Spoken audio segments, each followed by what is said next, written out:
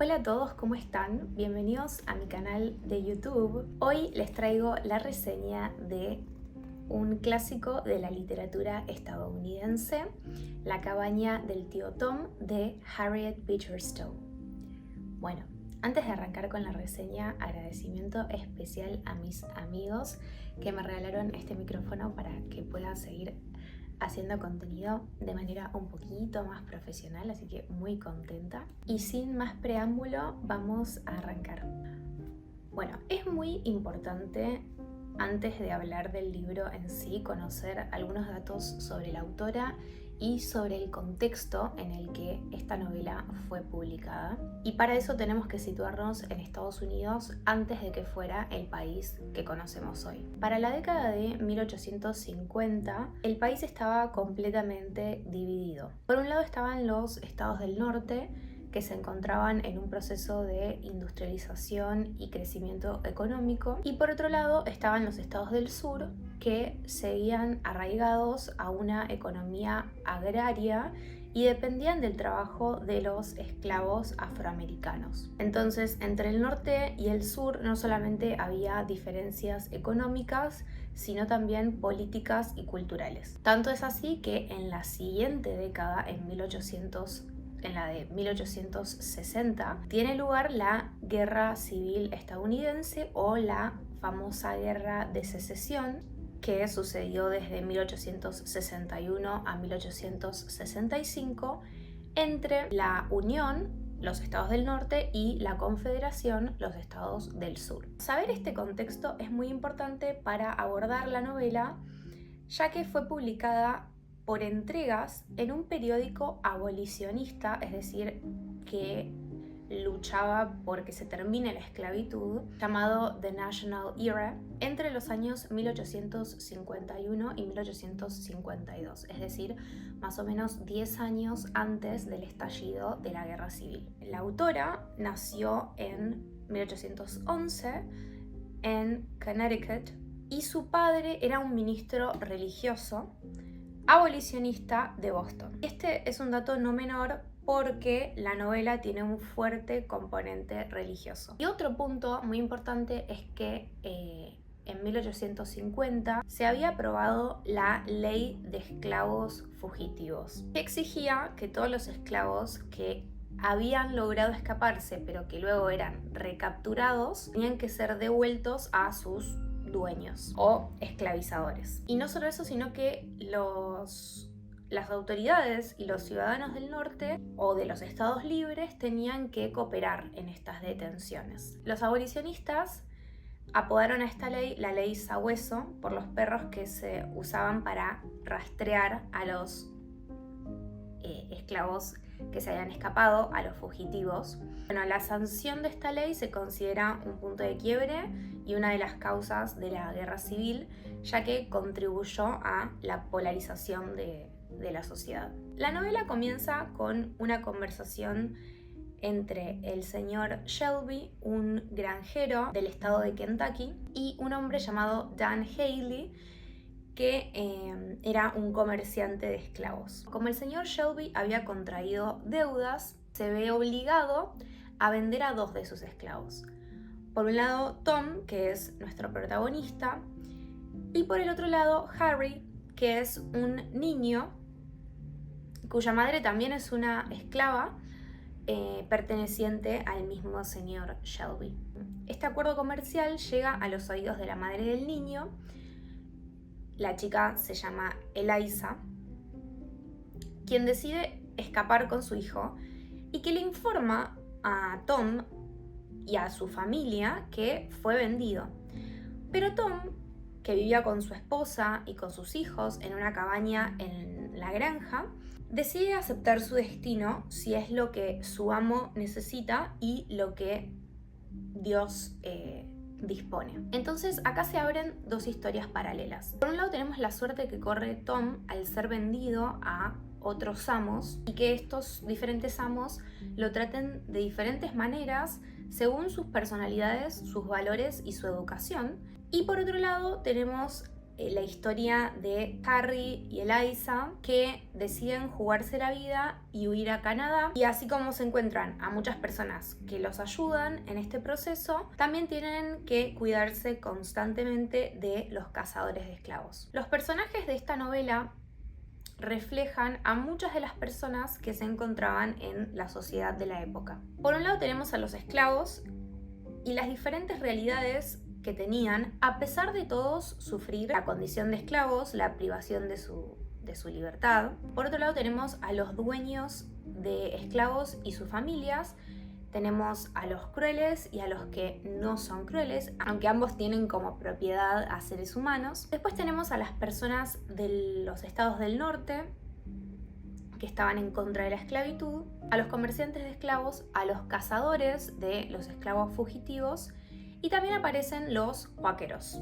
El objetivo principal de esta novela es mostrar que el país estaba sosteniendo un sistema que era aberrante y que ya no podía continuar de esta manera. La autora fue bastante objetiva, creo yo, porque no muestra simplemente al amo malo y al esclavo bueno, sino que muestra muchas realidades. Hay familias en la novela, y había familias en esa realidad, que tenían esclavos donde podemos decir eran bien tratados, alimentados, incluso había muchos a quienes se les brindaba una educación, podían formar una familia, etc. Pero la autora deja muy en claro que igualmente al fin y al cabo eran esclavos y que no tenían su libertad, y ante la ley eran simplemente un bien del cual sus amos podían disponer como ellos quisieran. Pero también muestra el lado más oscuro o perverso, que eran patrones que descargaban toda su ira y toda su brutalidad en sus esclavos y que los tenían trabajando de sol a sol en plantaciones. En este caso se muestra una plantación de algodón, que no los alimentaban correctamente y que vivían peor que los animales de las granjas, o sea, estaban todos hacinados. También en la novela conocemos a muchos esclavos y a sus historias más allá de Tom, que es el protagonista, y de la familia de Harry. Sobre todo, la autora denuncia la realidad de las mujeres, que solían sufrir abusos por parte de sus patrones, que tenían hijos de quienes las separaban y para que estos ingresen en el mercado de esclavos, y eso les dejaba una herida enorme. Además, muchas chicas terminaban siendo vendidas a burdeles de Nueva Orleans, eso se menciona varias veces en la novela, donde eran obligadas a ejercer la prostitución. Y la autora no se queda ahí, sino que también critica y llama a la acción a los estados del norte. Esto, bueno, lo representa en un personaje en particular, en el de Ophelia. No presenta a la gente del norte como héroes, ni tampoco como los buenos simplemente, sino que les habla directamente y les pregunta si ellos estarían dispuestos a lidiar con una eventual liberación de los esclavos, si los recibirían en sus casas, si les darían educación, si les darían empleo. En definitiva, les dice: ustedes están en una posición muy cómoda señalando con el dedo a los estados del sur, pero también son responsables y también tienen que jugar un rol activo si quieren que esto cambie. La fe y la religión son temas muy importantes en la novela. Tom y otros personajes utilizan la fe en Dios como fuente de fortaleza, de un motor para el perdón y un consuelo ante la realidad tan desgarradora que sufrían. Tom en particular es un personaje que, sin importar sus circunstancias, se apega siempre a sus valores cristianos, confía en Dios, a pesar de que en reiteradas ocasiones aparece la pregunta de cómo es posible que, si Dios nos ama, permita esto. También lleva la palabra de Dios a los diferentes lugares a los que la vida o la venta, su venta, lo van llevando. Y en cierta forma también la autora pone que Tom es libre en la fe, porque en su corazón él le pertenece a Dios más que a su dueño terrenal. Además de Tom, hay otros personajes que tienen un mensaje religioso muy fuerte en la en la novela. Algunas repercusiones de esta novela. Bueno, esta es la primera novela tan famosa estadounidense con un protagonista afroamericano.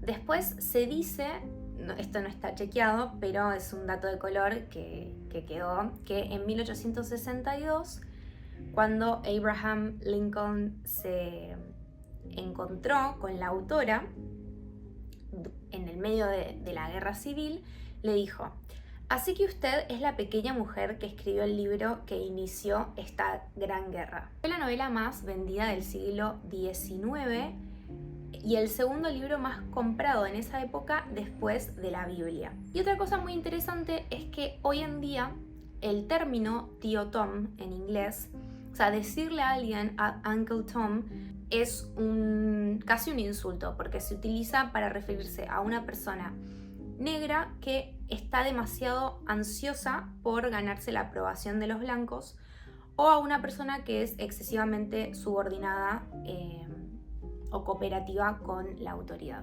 En mi experiencia, este fue un libro que leí lentamente y que puedo decir que lo disfruté mucho, aunque en realidad también me hizo sufrir un poco, porque es una historia muy dura. En el medio del sufrimiento y de esta situación tan terrible, esta realidad tan terrible, hay muchos momentos que son de mucho sentimentalismo. No pude evitar encariñarme con Tom y, digamos, alegrarme cuando lo trataban bien o tenía suerte, zafaba de algo, y también no podía evitar sufrir cuando soportaba todo tipo de maltratos, tanto verbales como físicos. Después me pareció que hay mucha acción en cada capítulo. Esto es muy común en las novelas que son publicadas por entregas, porque bueno, obviamente los lectores tienen que quedarse enganchados. También tiene bastante ritmo, aunque se encuentran algunas instancias de diálogo entre personajes que tienen posturas opuestas y explayan en explicar sus visiones y son un poco más extensos. Otro elemento que me pareció interesante es que la autora se dirigía directamente a los lectores de la época con frases como: usted, que es una madre del norte, imagine cómo se sentiría en esta situación, bueno, dependiendo de lo que había pasado en cada capítulo. Otra cosa que me gustó también fue que es un libro que mientras lo leía me hizo investigar. Le fui haciendo notas porque la autora hace referencia a situaciones, por ejemplo, la de Haití en esa época, o a los inmigrantes húngaros, por ejemplo, también. Y bueno, a mí me llamó mucho la atención la valentía de la autora para denunciar esta situación, para hablar abiertamente, involucrarse en esta lucha abolicionista y bueno, hacer su aporte. Así que yo lo recomiendo mucho, es un libro muy interesante, no solamente por su valor en la literatura, sino por su valor histórico. Y bueno, ahora quiero darles mi opinión sobre si leer o no este clásico en su idioma original, en inglés. Por si nunca vieron una reseña mía, les cuento que yo soy traductora pública en inglés y profe de inglés online. Entonces, cuando leo libros en inglés, me gusta contarles con qué dificultades se van a encontrar para que puedan evaluar si animarse o no. La dificultad principal es que la autora representa la manera de hablar de sus personajes, que nos indica sus niveles sociales de una manera muy fiel, ¿no? Hay muchos personajes con un acento sureño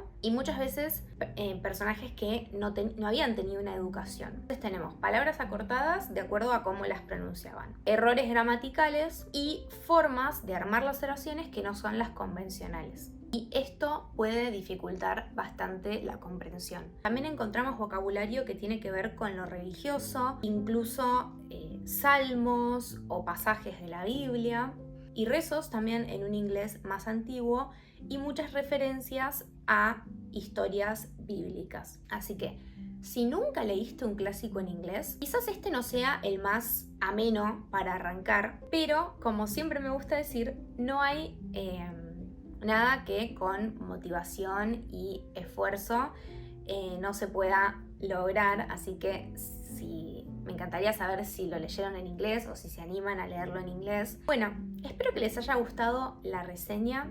Fue un libro que a mí me encantó y me encantaría saber si lo leyeron y qué les pareció. Los invito a seguirme por TikTok, donde trato de estar un poquito más activa que acá en el canal de YouTube. Hasta la próxima.